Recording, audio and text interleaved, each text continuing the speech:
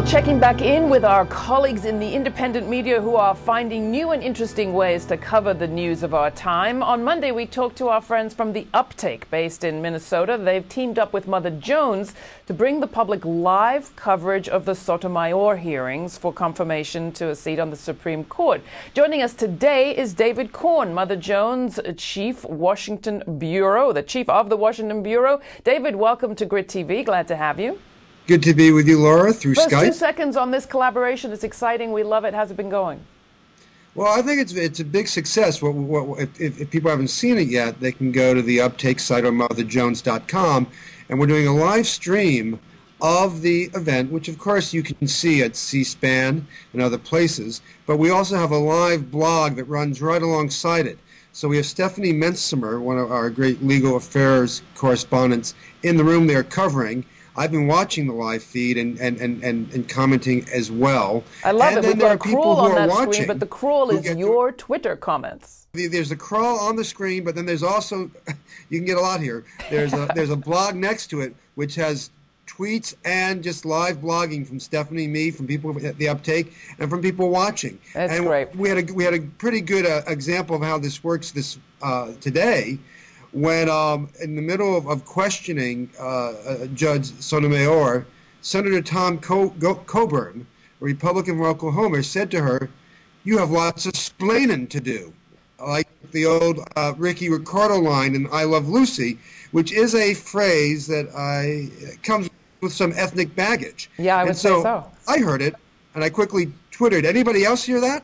And indeed, other people covering this for us and other commenters watching it had heard it, and then the Uptake people quickly got a live video of this, or a tape of the video of it, and we put it up on motherjones.com, the website.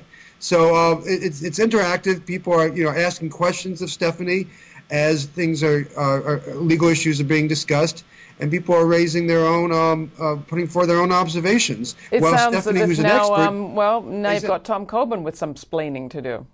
Well, yeah, we'll see if he has to do any splaining later today. Yeah. What have been the high points in terms of the debate so far in the hearings? Well, I'm not sure there have been high points.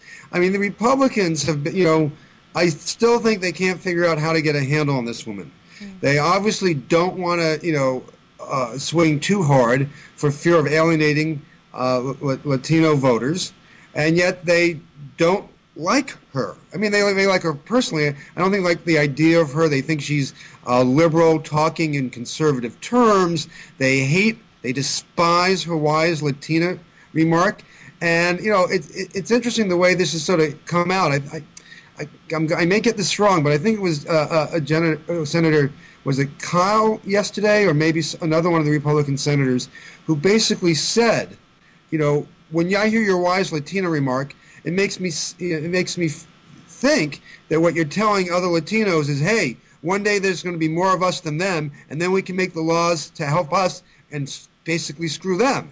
So that seemed to me to be a telling that was saying more about the questioner than the judge. They were showing some real white fear here of the rising Hispanic population in this country. So there have been interesting moments. Let me ask you about something else, like because it's a lot of the social issues and her personal biography that's been at the center both of the questioning and of the media debate. But there are always other critical questions that it serves us well to learn about any new person coming onto the court that have to do with economics, handling of corporations, and in this particular court, the question of executive privilege and executive authority. I know that Dianne Feinstein of California raised a question about executive power in her questions. How do you think Sotomayor is shaping up? Well, the frustrating element to this hearing, as to all Supreme Court nomination hearings, is that the nominee doesn't tell you what he or she really thinks. When it gets anything specific, anything interesting, they'll tell you that they're not a judicial activist. They'll tell you they believe in fidelity to the law. They'll talk about their judicial strategy in the most vague of terms. But if you ask them, well, what do you really think about Roe v. Wade? They won't tell you. If you ask them, what do you think about this court decision or that court decision or this one that may be pending? they'll speak in the greatest generalities, saying, well, that may come before me. I don't want to show, I don't want to, pre-prejudice myself or prejudge a case. So, the questions can be strong and hard. And from the right side, they've asked a lot of questions about the Second Amendment and whether she believes in international law. And she, comes up with, good sounding sound bites, and we don't really know which way she will vote on the basis of what she's saying at these hearings.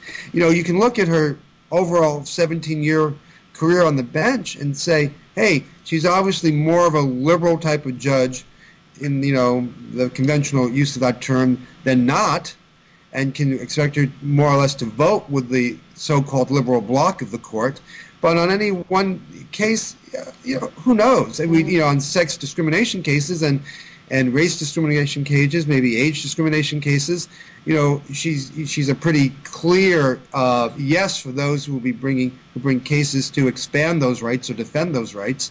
But everything else, she could be quirky in any number of ways, and you would never know on the basis of this hearing. Quickly, while we've got you on the phone, David, you co-authored a book with Michael Isikoff of Newsweek about these very executive privilege questions, hubris. Isikoff's all over the story of what's happening in the Justice Department, possible prosecutions of Bush team members about torture practices. Where do you think that's going?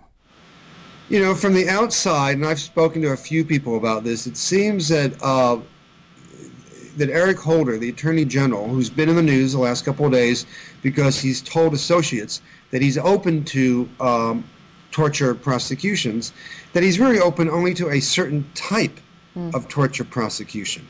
And that is a prosecution that would be very limited, targeting somebody who basically defied the guidelines that were provided by the Bush Justice Department. So if they said you could, waterboard 10 times a day, but you did 20 times a day, that would put you into trouble. So it's not going after the policymakers and the people who might have, conspired to violate the Geneva Conventions.